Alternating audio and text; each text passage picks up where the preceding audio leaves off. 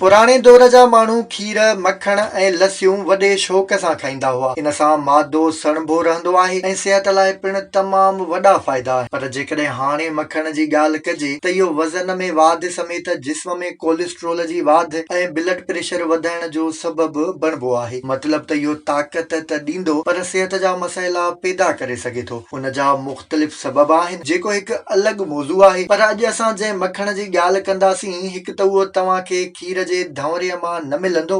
ॿियो त उन जा सिहत लाइ अहिड़ा त अनोखा फ़ाइदा आहिनि जो तव्हां उनखे ज़रूर इस्तेमालु कंदा। इहो आहे मुङेरनि जो मखण। मुङेरा त तव्हां मां सभु कंहिं खाधा हूंदा, पर छा तव्हां कॾहिं मुङेरनि जो मखण इस्तेमालु कयो या ॿुधो बि आहे? सभ खां पहिरीं असां अव्हांखे मुङेरनि जे मखण जा फ़ाइदा ॿुधायूं था। मुङेरनि जे मखण में तांबो, selenium, zinc, iron, calcium, phosphorus, sodium, magnesium, potassium ऐं मैग्नीज़ समेत मुख़्तलिफ़ vitamins B1, B2, B5, B9, PP, vitamin E, D ऐं कैलोरीज़ मौजूदु आहिनि जेके उनखे असांजी सिहत लाइ इंतिहाई फ़ाइदेमंद बणाइनि थियूं। सुठी ॻाल्हि इहा आहे त इहो मखण खाइण सां वज़न बि नाहे वधंदो, छो त उन में घटि मिक़दार में कैलोरीज़ ऐं ज़िंक मौजूदु आहे जेकी कोलेस्ट्रोल खे घटाइण में मददगार साबित थियनि था। मुङेरनि जो मखण गुर्दे जी पथरी ख़तमु करण में वॾी मदद ॾींदो आहे। इहो पथरीअ खे भोरे पेशाब ज़रिए नेकाल करे छॾे थो। LDL मुरकिबनि जी मौजूदगी जे करे इहो मखण दिलि जी बीमारियुनि खां बचाए थो ऐं दिलि जी सिहत लाइ इंतिहाई फ़ाइदेमंद आहे।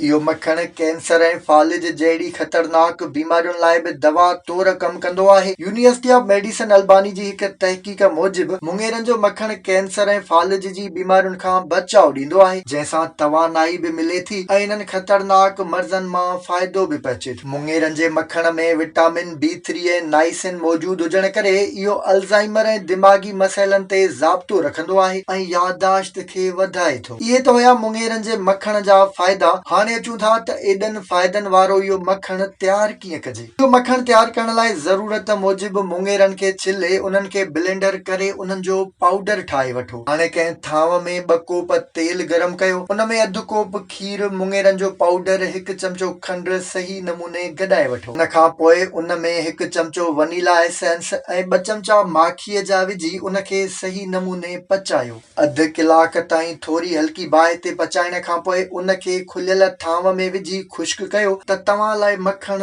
तयारु थी वेंदो। इहो मखण ठाहिण में थोरो महिनत वारो ज़रूर आहे, पर फ़ाइदनि खे ॾिसिजे त इन लाइ इहा महिनत कुझु बि नाहे। सियारे जी मौसम शुरू थी चुकी आहे, मुङेरा बि मार्केट में पहुची चुका आहिनि। जेकॾहिं तव्हां बि ॼाणायल फ़ाइदा माणणु चाहियो था त मुङेरनि जो मखण ठाहे ज़रूर इस्तेमालु कयो।